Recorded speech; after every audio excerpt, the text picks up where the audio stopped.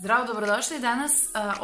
Ovo je tema koja malo ima veze sa modom, ali u suštini je malo više vezana za negu o sebi, što ja smatram da je vrlo bitno u modi, pogotovo za one devojke koje žele da budu simbol nečega što je u modi, kako god ne znam zašto sam rekla. Danas se bavim ženskom higijenom, za koju mislim da je tema koju moramo da pokrenemo. Da li je ženska higijena u modi, šta sve ženska higijena podrazumeva, i ovo će biti 10 mojih pravila šta svaka ženska osoba, svaka devojčica, žena, devojka mora da radi kako bi vodila računa o sebi, kako bi za nju mogli da kažu da je čista, da vodi računa o sebi, da je žensko i tako dalje. I smatram da ukoliko radite 8 od 10 ovih stvari, u redu. Sve manje od toga mislim da ne vodite računa o sebi i mislim da ste fuj. Prvo da kažem da sam neko ko izuzetno mrzi da vodi računa o sebi u smislu da kupujem kremice, pomadice i tako dalje. Međutim, postoje neke stvari koje su mi u porodici usađene, neke stvari koje me mama naterala da moram da vodim računa o sebi. Mislim da je to jako dobro i ovo će biti video koji promoviše sve, samo ne kremice, šminku, pomadice i tako dalje. Dakle, ovo su neke osnove koje svaka devojka mora da poštuje pre nego što krene da se baca u kupovinu u nekim drogerijama i tako dalje. Prvo pravilo, u stvari to će biti prva 3 pravila, to ću da podelim, ali u suštini kažu da žena da bi bila čista treba da vodi računa o 3 stvari. Treba da ima čistu kosu, čistu kožu i sređene nokte. Sada ću ovo da malo pojasnim, dakle ne mislim da sve mora bude tip top. Prvo, kosa. Ja recimo vodim računa o sebi tako što mi je stalno, nikad mi nije masna kosa, uvek mi je čista kosa, perim isključivo prirodnim šamponima, ne bavim se nikakvim specijalnim sastojcima šampona i tako dalje. Dakle, bitno je da vam je čista koža, da vam je čista kosa, možete da koristite one šampone. Ja recimo najviše volim koprivu, najobičniju. Dakle, bilo šta sa što manje hemije, samo je bitno da vi nju operete, da li ćete da isfenirate ili nećete, nije ni bitno. Kada je oprana, kada miriše na čisto, odnosno ne smrdi, to je već dovoljan pokazatelj da vodite računa o svojoj kosi. Drugo, koža. Mnogo komplimenata dobijam za svoju kožu, s obzirom na to da apsolutno ne vodim računa o njoj, u smislu ne mažem se ni sa čim specijalnim. Samo ću reći da je to posledica još nečeg o čemu ću posle pričati, to je voda, ishrana i tako dalje, ali je bitno, dakle, da vodite računa o svojoj koži u smislu ako imate neki problem, ukoliko imate hormonskih problema, morate da idete kod lekara koji će to da sredi, morate da idete u kozmetičke salone kako bi vam neko sredio neki problem, recimo ukoliko imate problem sa aknama, bobuljicama i tako dalje. Dakle, ne možete da ignorišete probleme koje vaša koža pokazuje. Ukoliko vam se peruta koža, nešto vam fali, ukoliko vam je previše masna koža, opet i to je problem neke ishrane i tako dalje. Dakle, vodite računa o svojoj koži, koža uvek mora da bude čista, negovana, ne morate da se mackate ni sa čim specijalnim, najobičnija neka kremica koja će s vremena na vreme da vam malo hidrira kožu, tako da jako je bitno voditi osnovnog računa o svojoj koži. 3. Nokti. Ovo ne podrazumeva takođe izgrađene nokte nadograđene, bitno je da nemate zanoktice. Moji su recimo nokti potpuno kratki, najkraći mogući, imam uvek crveni lak zato što mi je crveni lak opet mi ide u sve, mogu sama da ga namažem, nemam nikakvih problema, ali su nokti uvek uredni. Dakle, nema zanoktica, uvek imaju neku dužinu. Ako čak i radite nokte, bitno je da ih radite redovno. Dakle, nemojte da 2 meseca čekate da onako izraste, da ne ličite ni na šta. Dakle, ako vodite računa o noktima u smislu nadogradnje, manikira, pedikira i tako dalje, i pedikir je bitan. Dakle, ako vodite računa o tome, vodite računa redovno, nemojte jednom u 3 meseca, jer opet to je mesec dana lepo, 2 meseca ne liči ni na šta. Moj savjet je uvek, nemojte da radite ništa, skratite sami svoje nokte, vodite računa o njima tako što ćete s vremena na vreme da ih namažete i ne grickajte ih, to je to. 4. Omiljena stavka o kojoj volim da pričam sa svim svojim drugaricama, poznanicama i tako dalje, jer mislim da je jako bitna, a da, nažalost, majke ne pričaju dovoljno sa svojim ćerkama, to je ginekolog. Da biste vodili računa o svojoj higijeni, morate da idete kod ginekologa minimum jednom godišnje.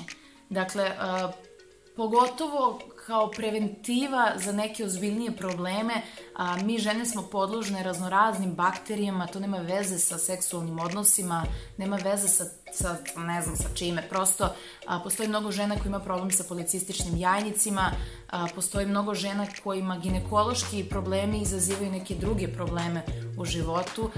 Ne znam, ako koristite kontraceptivne pilule, to su sve hormoni, morate i za to da se konsultujete sa ginekologom. Dakle, kod ginekologa minimum jednom godišnje. To može svako sebi da priušti. Sad ne znam, ja recimo idem privatno, ali mislim da je možda, ja sad ne znam koliko košta, ali recimo može se naći za 4-5 hiljada kompletan pregled svega što može da se desi kod ginekologa. Tako da toliko godišnje možete da izdvojite i morate da izdvojite. 5. pravilo je zubar. Dakle, ne morate da imate savršene zube, morate često da perete zube, morate da imate lep osmeh.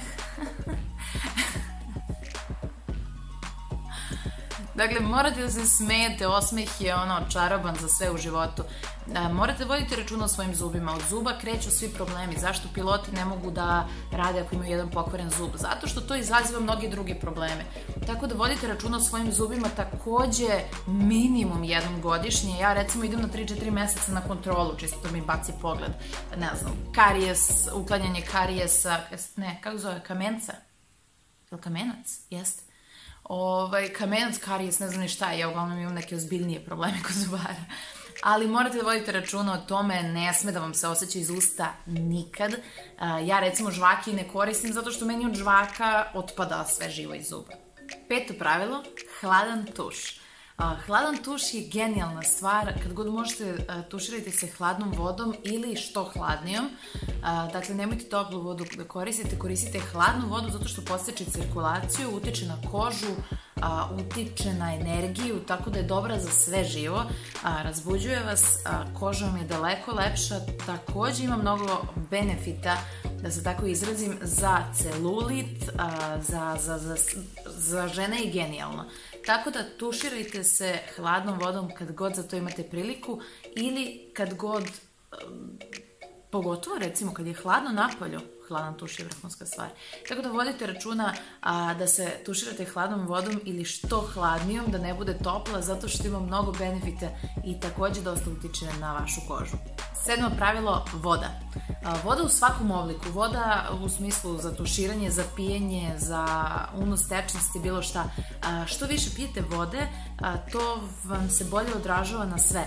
Za kožu, za noktu, za kožu, za nokte, za kosu, prosto drugačiji vam radi metabolizam, drugačije vi funkcionišete, mnogo se bolje osjećate, življe, lepše varite, bolje trenirate, mršaviji ste, šta god. Znači, voda je obavezno, morate piti, ali pričamo o čistoj vodi. Generalno, tečnosti treba ubacivati, da, što više piti tečnosti, ali voda, najčistiji oblik vode je mnogo bitan za vas. 8. pravilo je trening. Ovde nije bitno, ja sam svesna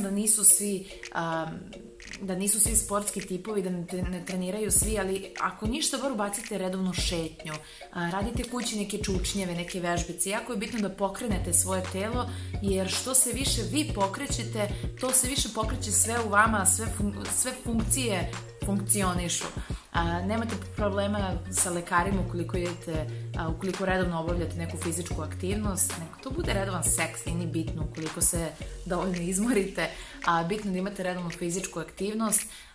Ja sam tip koji mnogo voli trening, u smislu baš jak trening, što se na meni ne vidi. Ali vi ako niste taj sportski tip, nije bitno, samo je bitno da nešto trenirate, da imate neku fizičku aktivnost, radi motorike, mozak vam bolje funkcioniše kada trenirate nešto, tako da je jako bitno da trenirate na bilo koji način, samo dok je redovno. 9. pravilo je ishrana. Ja ovdje neću pričati, ja sam veliki protivnik dijeta, bilo kog oblika dijeta, ali imam raznovrsnu ishranu, nisam ni vegan, ni meso, ni ništa. Čak bih mogla da postanem vegan bez problema, ali mislim da ako vam telo ište nešto, dajte mu to. Ali je jako bitno da jedete mnogo voća, mnogo povrća. Ja se gušim u živom povrću, dakle sveže živo povrće, samo operem, očistim i to mogu da jedem kao čips.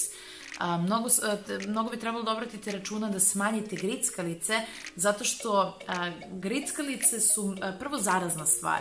Ako se naviknete da grickate čipsiće, smokije i tako dalje, ja smokije obožavam, onda nećete ni imati osjećaj koliko ste u stvari pojeli. Dakle, skroz to ukinite sebi. I ja ne volim ono kad neko priča, recimo ljudi koji treniraju pa kažu cheat day.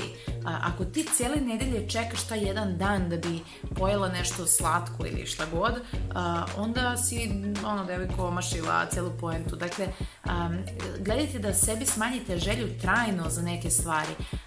Hranite se ispravno, u smislu jedite kuvano, to vam je dobro za digestivni trakt. Kako sam ovo izgovorila na keca. Dakle, jedite kuvano, jedite dosta voća i povrća. Sad ne znam zašto ljudi brane voće, ja sam u fazonu voće, mi dajte, ne moram ništa drugo da jedem. Voće vam je da se zasladite, povrće meni zarazna hrana, što su nekom grickalice, meni je povrće.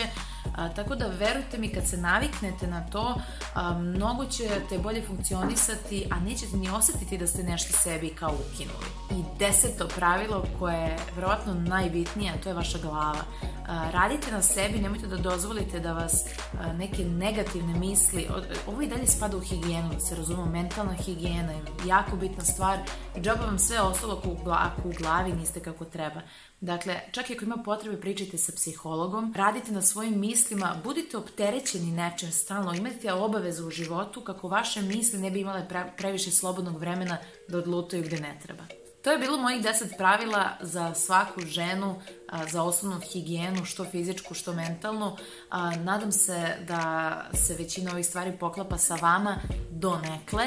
I ovo su neke stvari za koje ja smatram da svaka žena treba da radi na njima, svaka devojka, svaka devojčica, zato što mislim da su jako bitne i zato što, verujte mi, kad vodite računa o ovim stvarima, nema potrebe ni da se šminkate, ni da se puderišete, da se naprskavate parfemima. Ovo su stvari koje su dovoljno privlačne za svakoga koga želite da privučete u svoj život. Ako ste odgledali do kraja, znači da vam se sviđa ovaj video, bacite lajkić dole, subscribeujte se, jurim pretplatioce.